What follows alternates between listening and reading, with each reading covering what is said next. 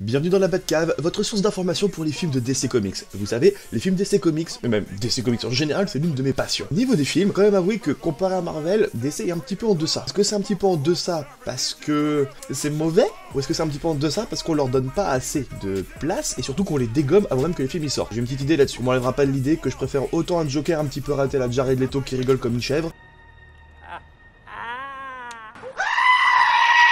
une espèce de tripoté de film sur un dieu nordique arriéré alors qu'il est censé soi-disant nous avoir créé, enfin les mecs c'est des dieux, et ils sont encore à la poulette, à le tue, cuillère.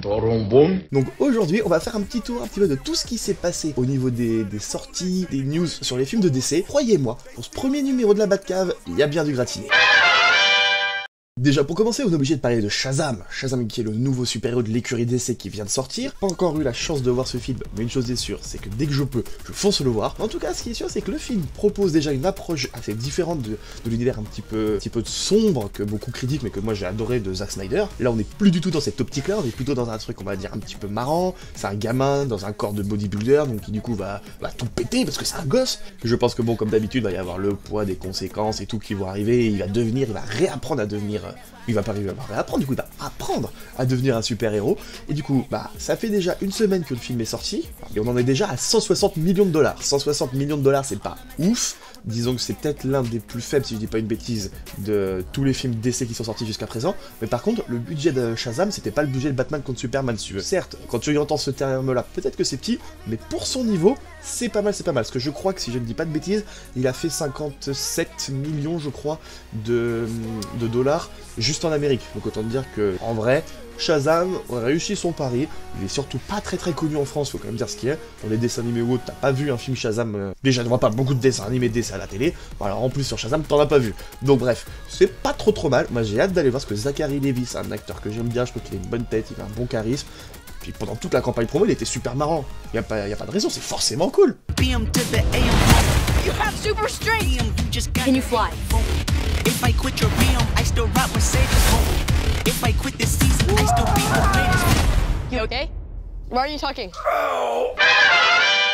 Shazam toujours, mais cette fois on va passer du côté du super vilain. Parce que comme vous savez, il va y avoir un film sur Black Adam, qui est un petit peu l'antagoniste de Shazam. Après il y a des petites choses, mais je ne vous dirai rien pour ceux qui ne connaissent pas. Et qui sera incarné par qui?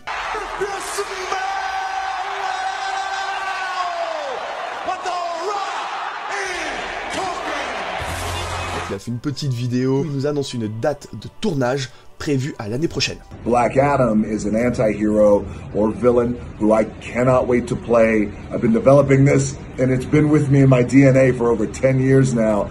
We should start shooting that in about a year. Il nous a annoncé une date de tournage prévue à l'année prochaine. Alors je sais pas pour vous, comme je vous l'ai dit encore, moi j'ai pas vu Shazam, mais ça va bientôt se faire. Et du coup si Shazam me chauffe bien, je peux vous dire que Black Adam, je vais bien l'attendre aussi.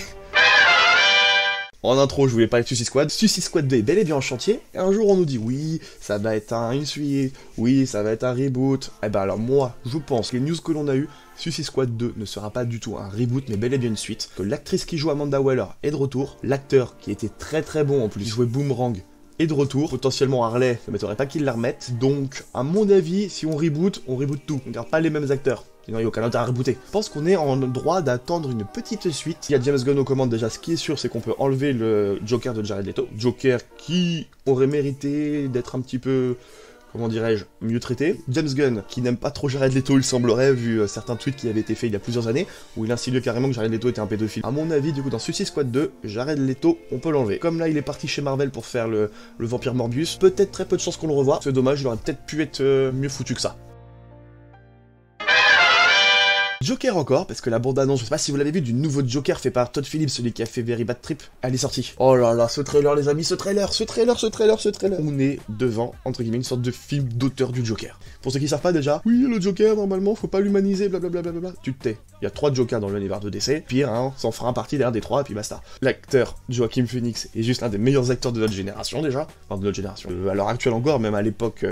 Enfin, vous avez compris, il est trop fort, il joue trop bien, il a un corps qui fait mal, il est chétif, il fait pas... Jared Leto par exemple, vous voyez Jared Leto en Joker arriver vers toi, tu pouvais dire oh putain il va venir me fracasser la gueule. Joaquin Phoenix non, mais tu vas dire oh putain il va me préparer un sale coup, il est taré. Franchement, cette bande-annonce qui humanise le côté Joker un petit peu taré, comment est-ce qu'il devient là, comment est-ce qu'il se force à sourire, avec un Bruce Wayne à la fin en bébé qui lui fait ça, alors que ils savent pas encore qu'ils vont devenir ennemis plus tard. Oh, je veux ce film, s'il vous plaît, donnez-moi ce film maintenant, je veux ce film.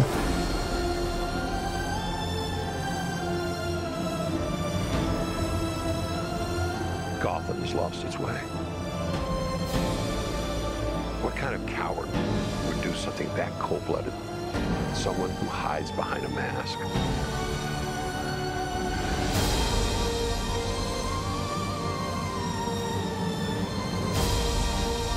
I used to think that my life was a tragedy.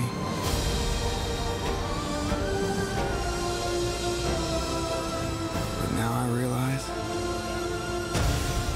it's a comedy. Et enfin, mes amis, la news de fin qui fait plaisir. Harley, Margot Robbie, nous a pas dévoilé, ce sont encore des mecs qui sont en Amérique, qui sont sur les tournages, qui prennent des photos. On a pu voir les photos de Bird of Prey, donc qui est le prochain film de Harley Quinn avec d'autres héroïnes. Et oh my god.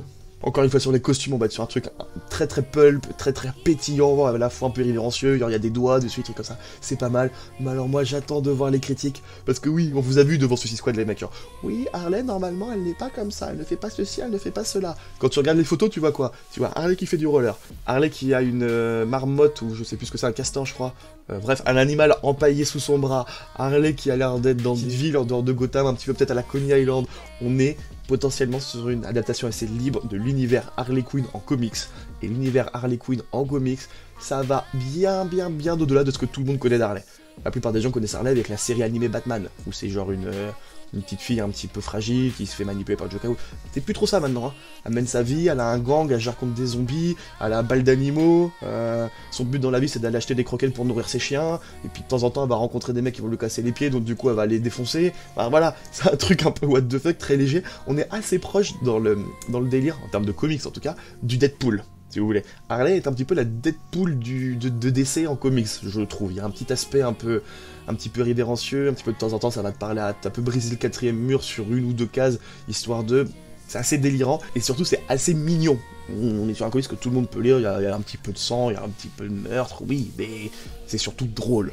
Donc j'attends de voir ce qui va se passer avec ce film, et j'attends surtout de voir des critiques qui vont commencer à tacler en mode « Oui, on est devant une espèce de remake de Friends avec Harley, blablabla ».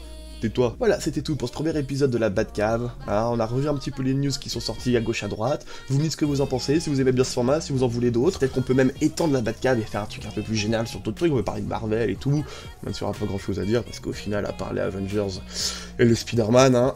Bref, voilà, bah vous me dites, et à très vite.